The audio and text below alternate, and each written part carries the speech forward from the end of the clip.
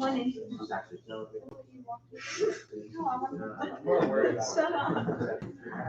so today, all right, so today what we're doing, I'm going to give you very concrete instructions on how to draw Lewis structures, and we're just practicing those today. If we have a bit of time at the end of class, I'm going to preview what you're going to do tomorrow because it's helpful to have some like one-on-one time. But yeah, somebody asked about tests, and ideally I would test next Wednesday and Thursday. I don't know right now if that's going to happen, but I'm just going to throw out the possibility that it could happen to you right now. I don't know. That requires us finishing up and like reviewing Monday and Tuesday. I just don't really think that's possible, but we'll see. All right, so in your warm-up, it says, what is happening to the electrons in a covalent bond? So what are they doing that is different from ionic bonds? They're sharing their electrons, good. And how are bonding pairs of electrons depicted in a covalent bond?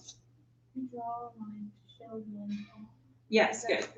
Yeah, so a pair of electrons that are bonded and being shared, we draw a line to show that. And so if we have lone pairs, we keep those as dots. And then the dots are going to stay together as pairs as well.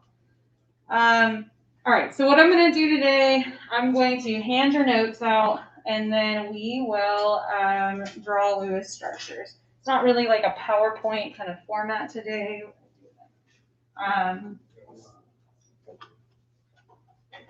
Well, I guess, let me bring it up. I guess there is some fill in the blanks from it.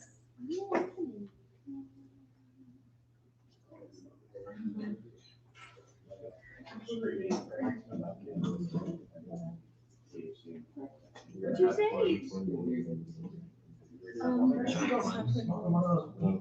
It's not even that good.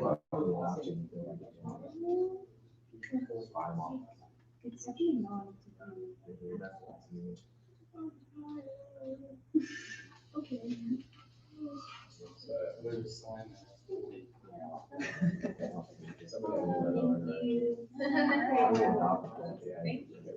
Okay, that's a better idea.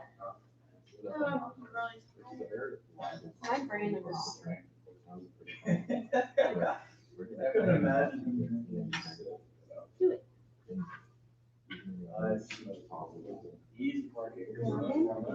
You'll be out. So sorry for that. You'll be out here. You'll be out here. You'll be out here.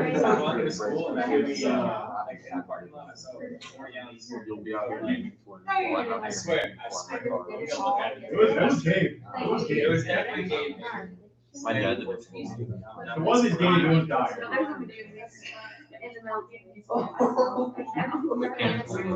Yeah, because he works on things.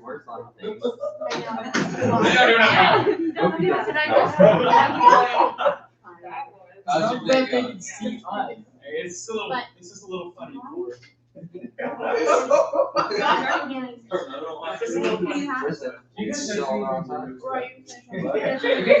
Okay, I'm gonna see if I can just make this a little bit bigger. For some reason, it doesn't.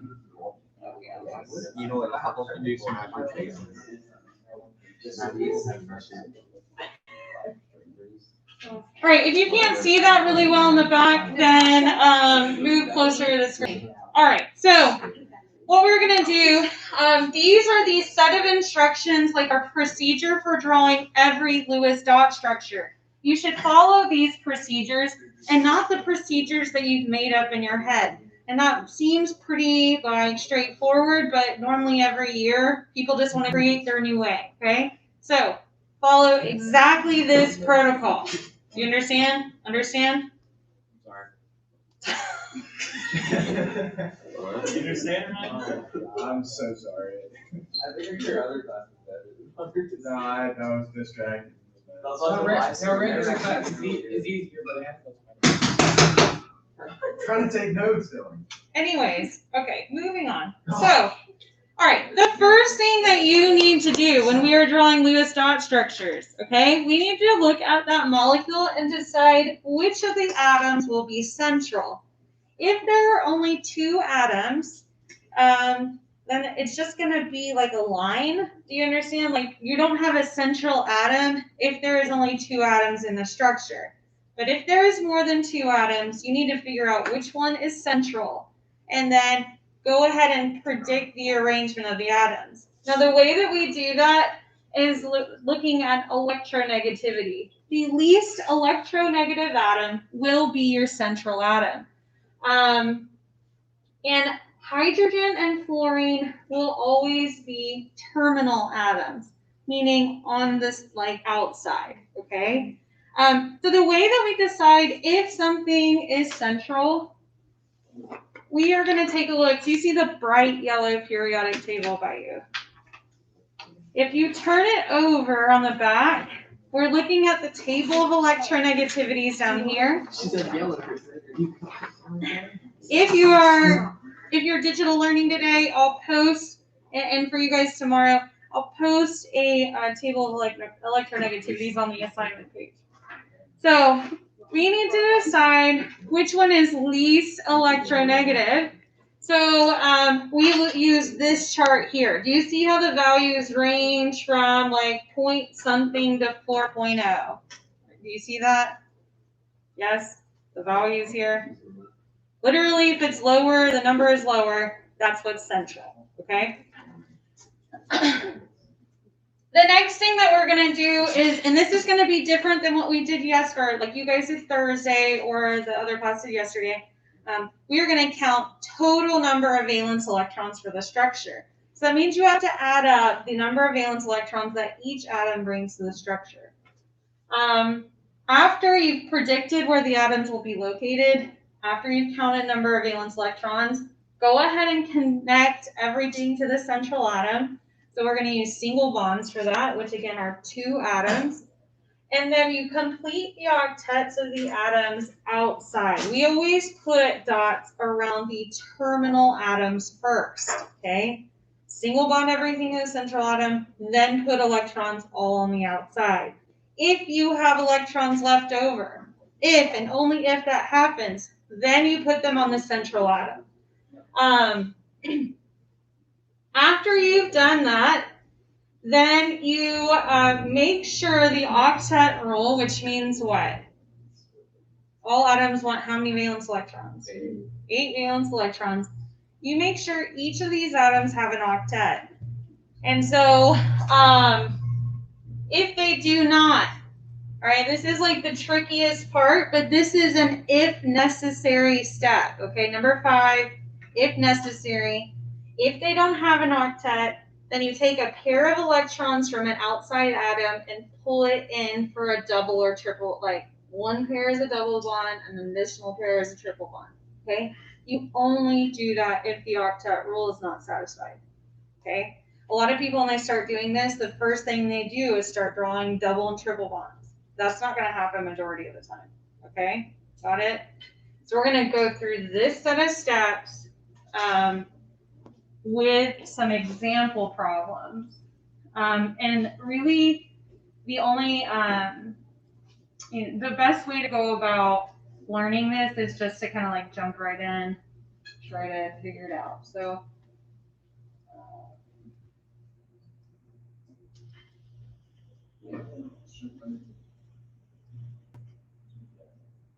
all right. So what we are going to do first, we have CH4 is our first example. So the first thing that we need to do is add a carbon and 4 hydrogens. Remember, the subscript tells you how many atoms you have of that. Which one is going to be central? And remember, we need to use this periodic table to figure that out. So we look at carbon's electronegativity. We look at hydrogen's electronegativity. But even though carbon has a higher electronegativity, what did I tell you on that previous slide about hydrogen? 4 hydrogen. Well, there's 4 hydrogens, but it can never be the central atom, okay? Hydrogen will never be the central atom. So even by looking at electronegativities in this case, we know that if hydrogen can't be central, carbon has to be central, okay? So we're going to predict that carbon is central, and then generally the atoms go around like in a cross kind of way. So since there are 4 hydrogens, I'm going to predict that they're around the atom, or that central atom in this manner. Then I count up total number of valence electrons. So carbon has how many valence electrons? Oh, 4. It has 4 valence electrons. There are 4 hydrogens there. Each of them have 1 valence electron. So 4 plus 4 will give me 8 total valence electrons, okay? So after we know that, then we can go ahead and single bond everything to the central atom. So I'm just going to go ahead, form my single bonds. At this step, you want to make sure, like, have you used all of your electrons up that we counted? So we have 2, 4, 6, 8, because remember each of these lines is 2 electrons. We don't have any extra electrons to put on this structure because there were only 8 total valence electrons there in the first place. So then the very last step is making sure everything has an octet. Again, with the exception of hydrogen. Hydrogen and helium only ever want 2 valence electrons. So hydrogen has 2, and does carbon have 2 in this case? Or excuse me, have 8? Yes, it has 2, 4, 6, 8. So it satisfies the octet rule, and this is a completed structure. Okay? Questions on the overall process here? All right, let's move on to the next example, which is H2O. All right. Again, the first thing you want to do is determine which one is central. I would say oxygen. Oxygen is? Good job. Exactly right. So oxygen is going to be central here. Now, at this point, it doesn't matter if you put the hydrogens. We have 2 to place. You can put it here and here. You can put one on each side. It doesn't matter. So just place them around in some way, shape, or form around this oxygen. Brian, what did you say? So it can go top. It can go, this hydrogen can go here. This hydrogen can go on this side. There is a particular way in which we normally write this, but I haven't taught you that. We're just working on Lewis structures first. Okay. When we get to shapes, which again is probably going to be later in the week or possibly early next week, that's when we'll talk about that. Okay? No, it's okay. I'm glad that you asked. Okay, so next step is counting total valence electrons. All right? Oxygen has how many valence electrons? 6. There are 6 valence electrons there, plus there are 2 hydrogens, each with 1.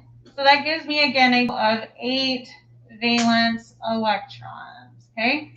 So next step is we are going to single bond everything to this central atom. So I go ahead and form a bond here and a bond here. All right? How many of my electrons have I used up by placing those 2 bonds? 4. Okay? I need 4 more valence electrons to be placed in the structure. Now, generally, you always place them on the terminal atoms, which are the ones on the outside. But why am I not going to do that here? Because hydrogen only needs 2. It's not going to take any more. So in the event that you place all of them on the outside or that they're hydrogens and you still have some left over, we're going to place them in pairs on the central atom. So in this case, I need to put 4 more electrons on the central atom. So I'll place them in pairs just like that. And are you picky on how we have to do that? Just that. So, like the dot structure? Are you picky? I would say, you know how before we talked about like if you have oxygen and generally we say there's like, you know, we act like there's a box here and we're going to place those electrons on the box.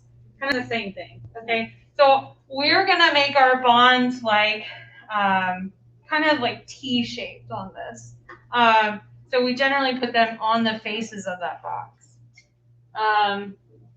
Again, the last step is making sure everything has an octet, and oxygen does. It has 2, 4, 6, 8 valence electrons, so that one's good. Ryan. Why do we have to put more dots on oxygen? Because, so after we've single bonded, we evaluate, did we use all of our valence electrons yet? With just the single bonds themselves, we hadn't. That was only 4 out of the 8. Because we counted that there's 8 on the structure, right?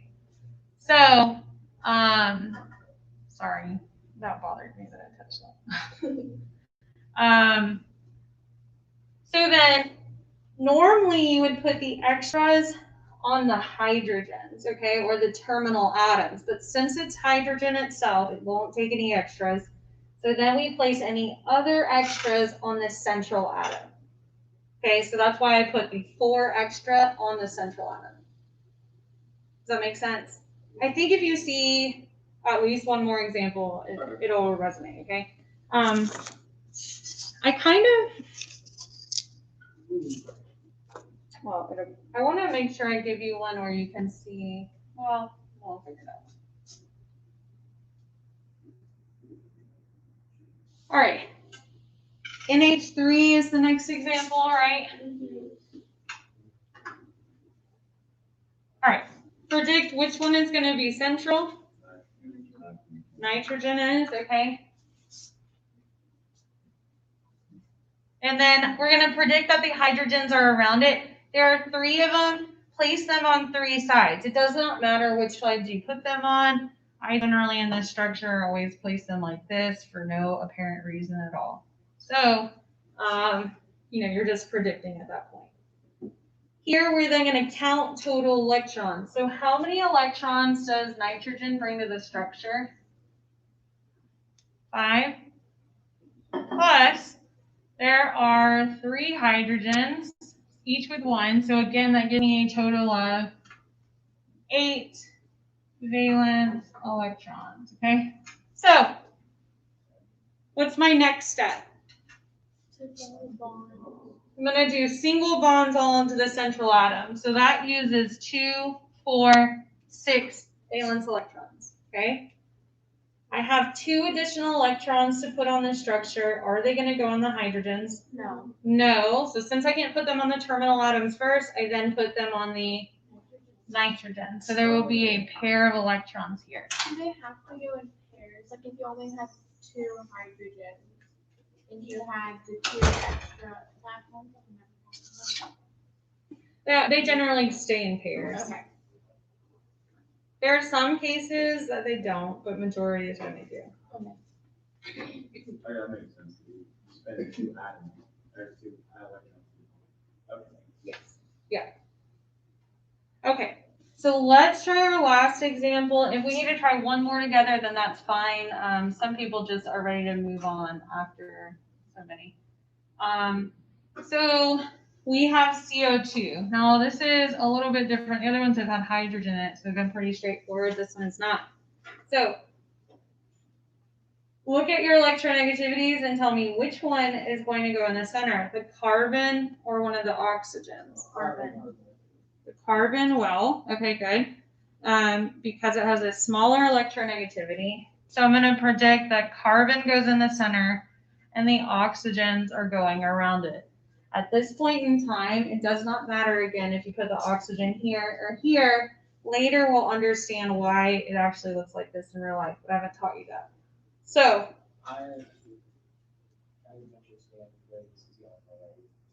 okay, that's good.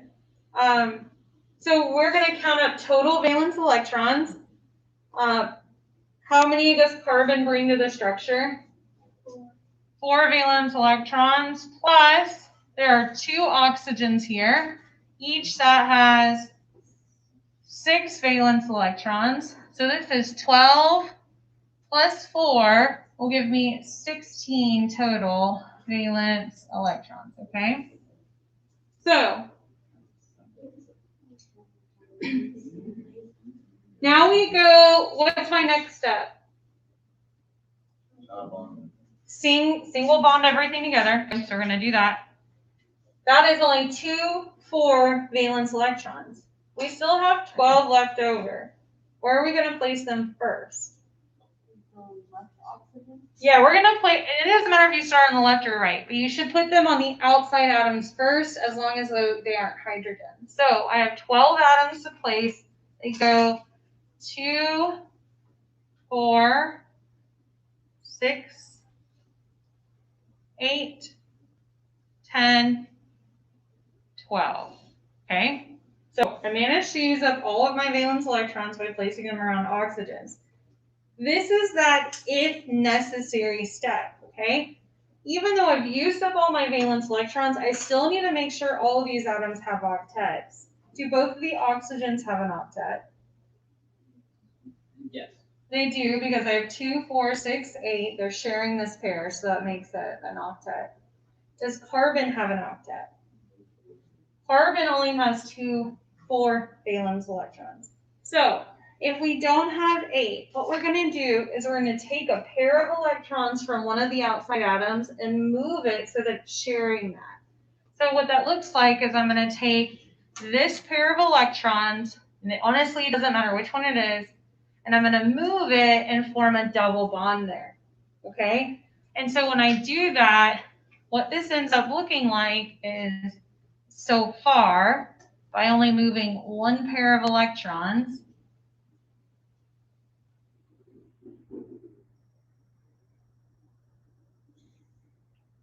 is that. Like by moving that pair of electrons, you see it doesn't change oxygen having an octet, right? Like it still has 2, 4, 6, 8. But this carbon, it gives it an extra pair of electrons, but does carbon still have an octet in the structure? No.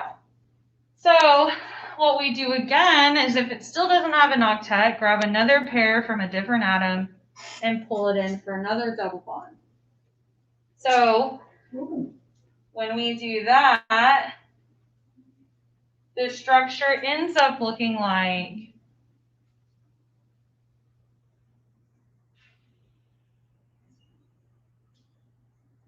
that guy. Okay. Remember that the whole double bond thing, double or triple bond, is only like a if you need it step. Do not just come out of the gates drawing double and triple bonds. Okay. Do we want to see one more example? Or do we think we can just dive in and try it? All right, so if you guys flip your paper over, those are the practice problems you guys are working on today. Do not rush through it, okay? Give it a genuine effort. I'm gonna upload the key online. I don't have it updated just this moment, but I'll get it on there in a second. And but I will bring some around, like copies around for you guys to have in class. Okay, ask questions if you don't understand. That's about it for today.